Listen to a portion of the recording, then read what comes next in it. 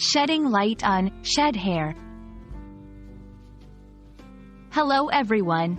Today, we're diving deep into the phrase, shed hair. Have you ever heard someone use it? Let's explore what it means, its origins, and how you can use it in your daily conversations. Shed hair can be broken down into two main components, shed and hair. Let's look at each word separately. 1. Shed. As a verb, shed means to drop or throw off a natural covering, like leaves from a tree. 2. Hair. This is the thin thread-like strands that grow from the skin of humans and some animals. When combined, the phrase, shed hair, refers to the natural process where hair falls out. This is a normal occurrence and can be due to various reasons such as growth cycles, health, or external factors. Knowing the meaning is one thing, but understanding when it's used is just as crucial.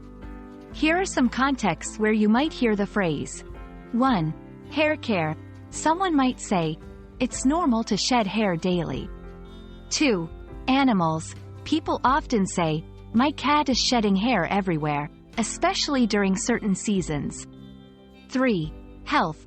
If someone is experiencing more hair fall than usual, they might say, "I've been shedding hair a lot recently. I need to see a doctor." It's useful to know other ways people might express the same idea. Here are some synonyms and variations. 1. Losing hair. I've been losing hair more than usual. 2. Hair fall. There's a lot of hair fall every time I brush. 3. Hair drop. I've noticed an increase in hair drop recently.